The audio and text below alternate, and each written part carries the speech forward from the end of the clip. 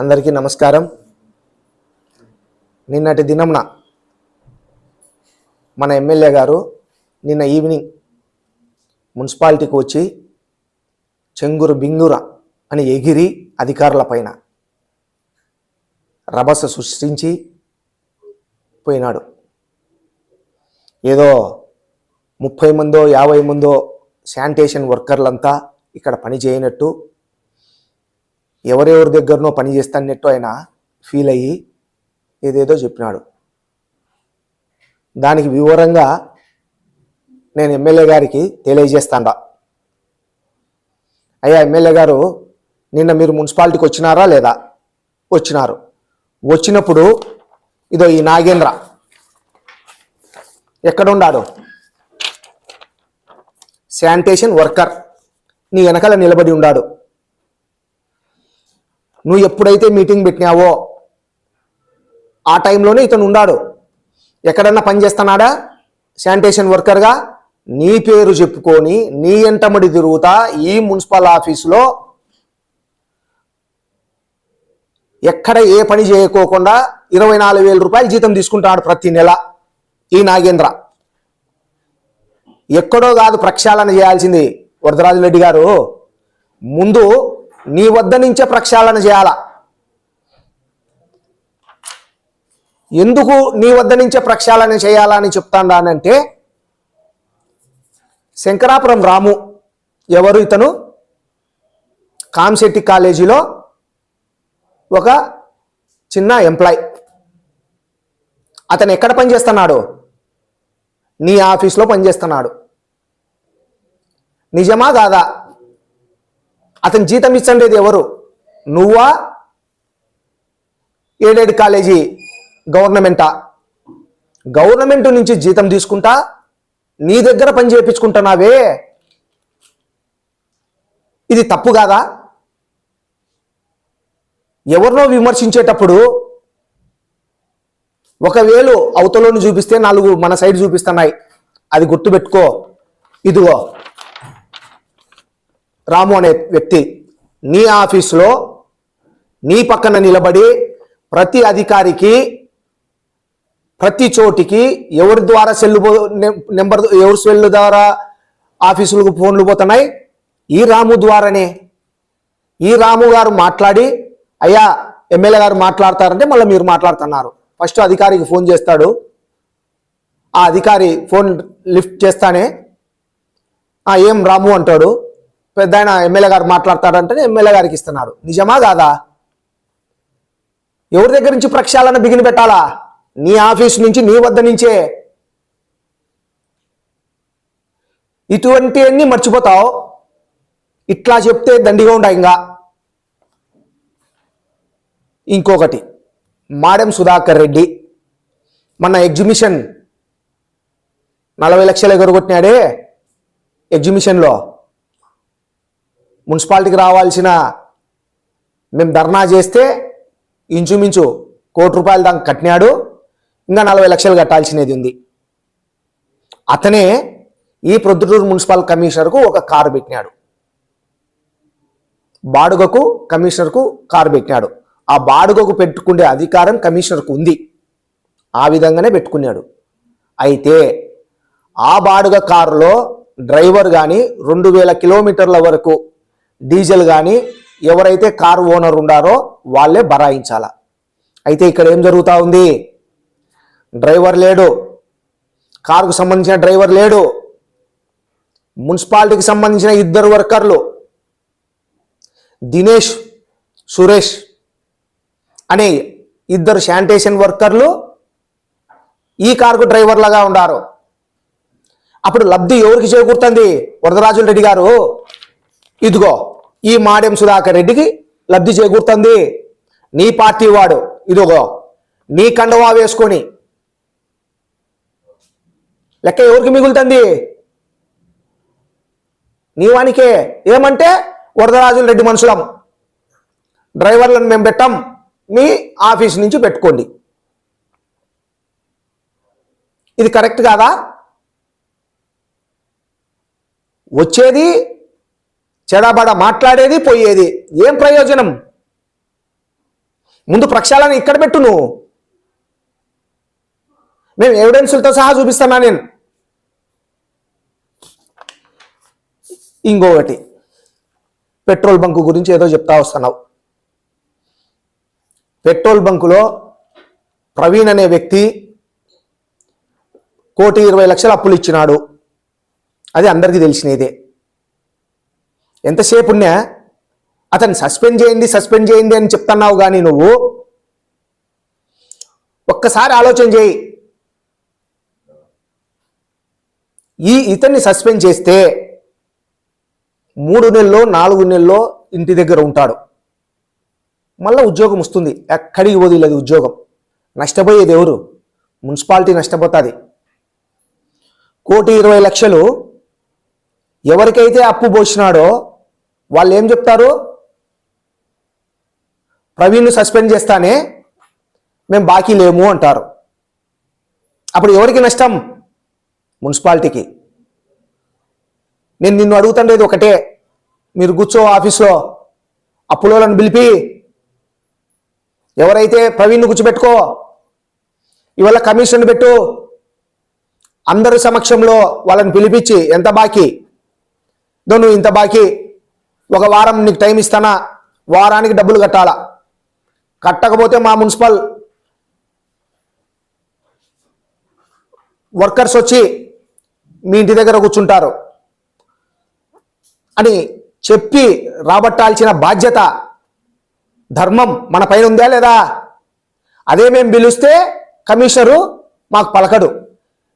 అదే మేము వేసుకునే కమిషనర్ అయితే మా అధికారం ఉంటే ఇన్ని రోజులు పెట్టాం, ఎప్పుడో రాబట్టింది లెక్క. నువ్వు ఎంతసేపు ఆఫీస్కి వచ్చేది, ప్రవీణ్ నువ్వు సస్పెండ్ చేయి, చేస్తావు, ఏమొచ్చాది? ఎవరికి నష్టం? ఇప్పుడు ఆ పిల్లోడు ఉండంగానే ఆ పిల్లోళ్ళని పిలిపి ఎవరెవరు ఎంతంత బాకీ, మీకు 10 రోజులు టైం ఇచ్చినా కట్టాలని చెప్పు. అట్లా చేయం. ఈ ప్రొద్దుటూరు మున్సిపాలిటీలో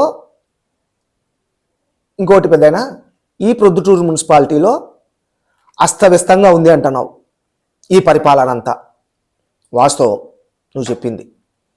ఎవరు పెద్దయినా కమిషనర్ మొదలుకొని చిన్న టెండర్ వరకు నువ్వు లెటర్లు ఇచ్చింటేనే, నువ్వు రికమెండేషన్ చేసి ఉంటేనే వీళ్ళందరూ వచ్చినారు ఈ ప్రొద్దుటూరు మున్సిపాలిటీకి.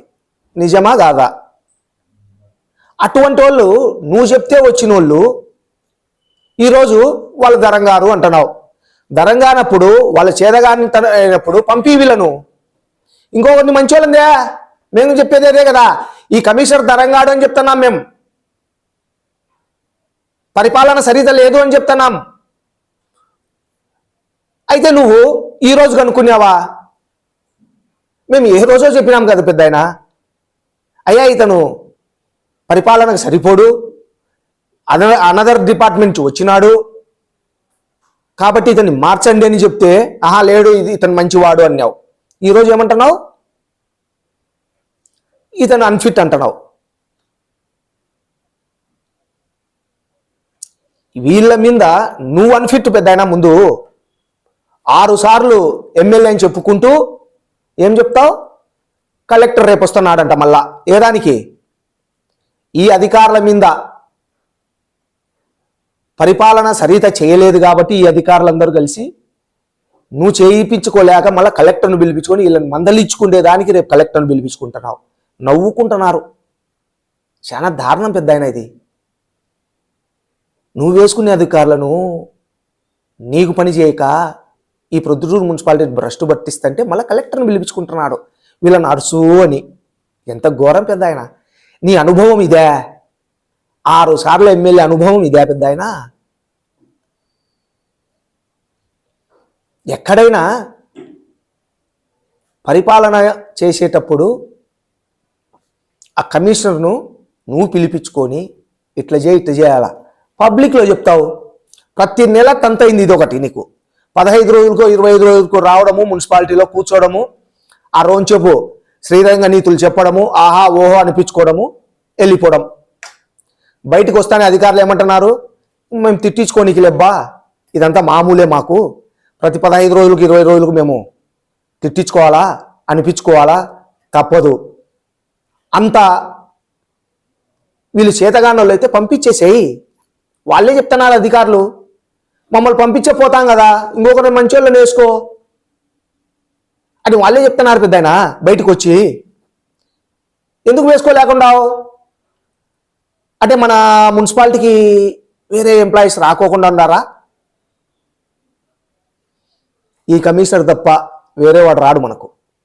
ప్రయత్నం చేసినావు, మా ప్రొద్దుటూరు మున్సిపాలిటీకా మేము రామనాయన అని అంటున్నారు. ఎందుకు? అది నువ్వే అర్థం చేసుకో.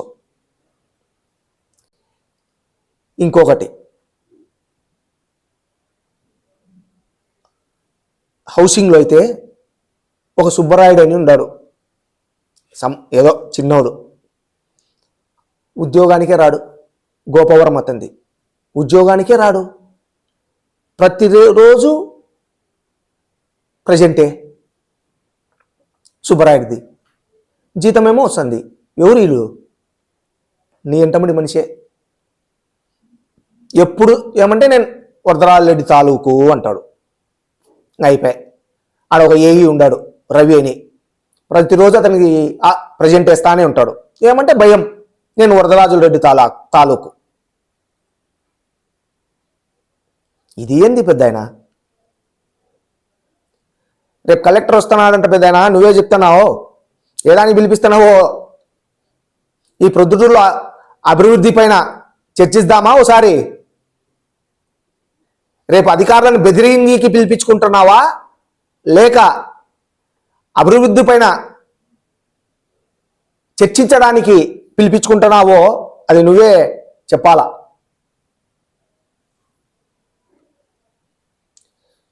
ఇంకా అప్పుల గురించి చెప్తా పోతే బాగుండదు.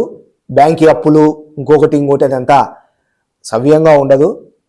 అది టైం వచ్చినప్పుడు చెప్దాం. ఎవరి విషయాలైనా ఈ పెట్రోల్ బంకు అధికారిని సస్పెండ్ చేయాలనే దానిపైన చెప్తా ఉన్నా. మళ్ళీ ఒక్కసారి సస్పెండ్ చేయాల్సిందే. ఎప్పుడు? డబ్బులు రాబట్టిన తర్వాత. మేము ఇతనికి సపోర్ట్ కాదు. 1,20,00,000 పిలిపించి టైం బౌండ్ పెట్టి రాబట్టిన తర్వాత సస్పెండ్ చేయాల్సిందే ప్రవీణ్ను. మీరు రాబడతారా? కమిషనర్ను కూర్చోబెట్టుకొని మా చేత కాదు రాబట్టేది అని కమిషనర్కు మాకు అప్పచెప్పండి. కమిషనరు మేము కలిసి రాబట్టి చూపిస్తాం వీళ్ళతో. అయితే కమిషనర్ మా మాట వినాలా? ఏ దానిపైన? ఓన్లీ పెట్రోల్ బంకు పైన డబ్బులు రాబట్టే విషయంలో. నువ్వు రాబట్టు పెద్దాయనా, అధికారం ఉంది కదా, పోలీసులు ఉన్నారు, అందరు ఉన్నారు. అతనే 1,20,00,000 తీసుకొని పారిపోలే. ప్రవీణ్ అనే వ్యక్తి ఉన్నాడు, స్టిల్ నౌ మన ఎంప్లాయ్. అతను చెప్తాడు పలానోళ్ళు అనే వాళ్ళని పిలిపి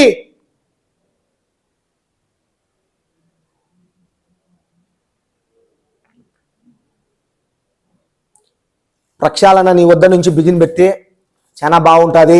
ఫస్ట్ నీ దగ్గర ఉండే రామును, నీ పిఏగా, పర్సనల్ పిఏగా ఉన్నాడే, అతను తీసేసి అట్లనే ఈ మున్సిపాలిటీలో కొంతమంది శానిటేషన్ వర్కర్స్ అంతా